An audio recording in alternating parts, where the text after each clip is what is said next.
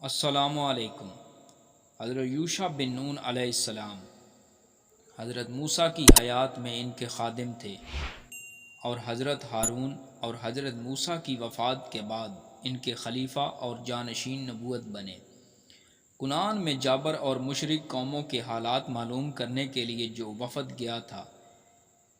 اس کے ایک رکن حضرت یوشع بن نون علیہ السلام بھی تھے، اور جب حضرت موسیٰ نے بنی اسرائیل کو ان قوموں سے جنگ کرنے کی دعوت اور ترغیب دی تو انہوں نے صاف انکار کر دیا۔ تب حضرت یوشع بن نون علیہ السلام پہلے شخص تھے جنہوں نے بنی اسرائیل کو جرأت و ہمت دلانے کی کوشش کی اور خدا کا وعدہ نصرت یاد دلا کر جہاد پر اکسایا اور کہا، اگر تم جنگ کے لیے تیار ہو جاؤ تو یقیناً فتح تمہاری ہے۔ چنانچہ حضرت موسیٰ کے بعد انہی کی قیادت میں 40 برس کے بعد بنی اسرائیل کی نسل ارض مقدس میں داخل ہوئی، اور انہوں نے کنعان،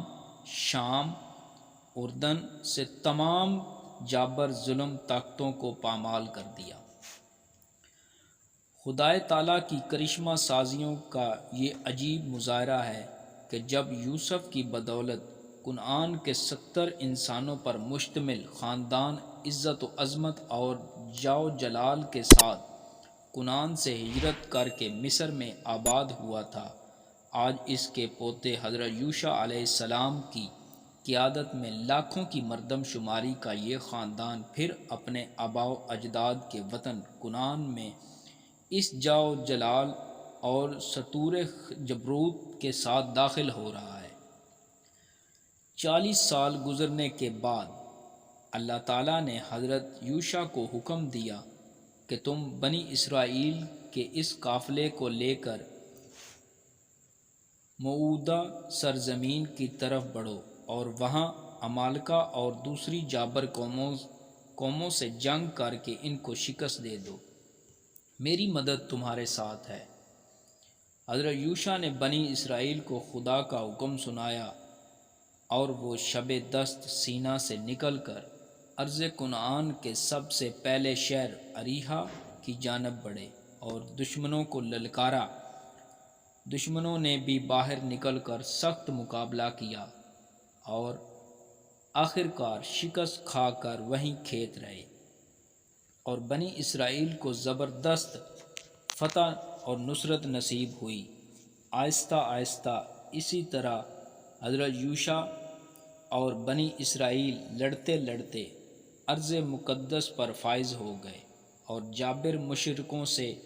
اس کو پاک کر کے ایک مرتبہ پھر اپنے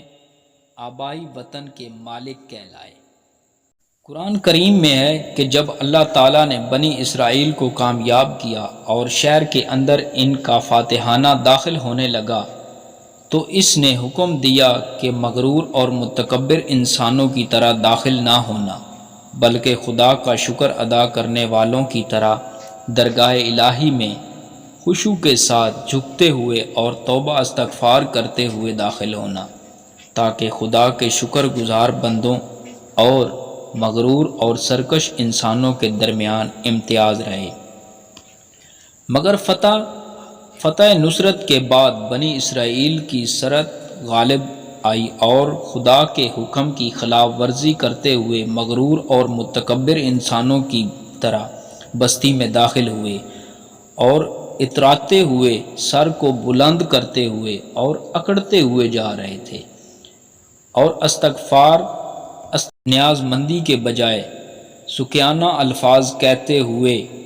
گویا اللہ تعالیٰ کے ارشاد کے ساتھ ٹھو ٹھو کرتے ہوئے داخل ہو رہے تھے۔ آخر غیرت حق کو جوش آیا اور جزائے اعمال کے قانون الہی نے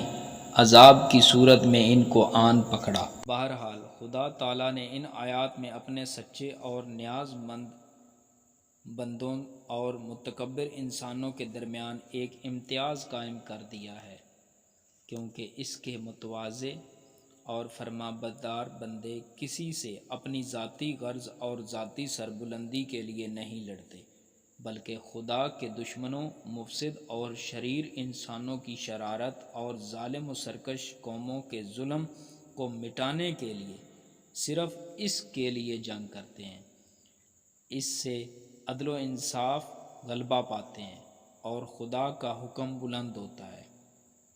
اور وہ اس یقین کے ساتھ لڑتے ہیں فتنہ فساد قتل سے بھی زیادہ سخت بری چیز ہے۔ لہٰذا جب ان کو کافروں پر کامیابی نصیب ہوتی ہے تو وہ اپنی مسرت کا اظہار غرور سے نہیں بلکہ خدا کی جانب سے خشوع و خضوع کے ساتھ سجدہ ریز ہو کر کرتے ہیں، اور جب متحقہ علاقوں میں داخل ہوا کرتے ہیں تو شکر گزاری متواضع انسان کی طرح داخل ہوتے ہیں۔ چنانچہ نبی کریم صلی اللہ علیہ وسلم جب مکہ معظمہ کو مشرکین سے پاک کر کے جانب اعلیٰ سے داخل ہونے لگے تو عزا اور فروتنی کی یہ کیفیت تھی کہ ناکہ پر بیٹھے اس قدر جھکے جا رہے تھے کہ ریش مبارک کچاوے کے سرے سے مس کرتی تھی، اور جب حرم میں داخل ہوتے ہیں تو فوراً درگاہ الہی میں سجدہ ریز ہو گئے اور 8 رکعت نماز شکرانہ ادا کی۔ یوشع اور بنی اسرائیل کے واقعات میں سب سے زیادہ جو بات جاذب توجہ ہے وہ یہ ہے کہ انسان کا انسانی اور اخلاقی فرض ہے کہ جب اس کو کسی مصیبت یا امتحان سے نجات ملے اور وہ کامیاب اور فائز المہران ہو کر اپنی مراد کو پہنچے تو غرور و نجاست کے جال میں پھنس کر یہ نہ سمجھے کہ یہ ساری ذاتی استطاعت اور قابلیت کا نتیجہ ہے، بلکہ خدائے برتر کا شکر گزار بنے اور اپنے اجزاء کا اعتراف کرتے ہوئے اس کے سامنے سر و نیاز جھکا دے تاکہ رحمت الہی اس کو اپنے دامن میں چھپا لے اور دنیا کی طرح آخرت میں بھی وہ بامراد اور شاد کام ہوں۔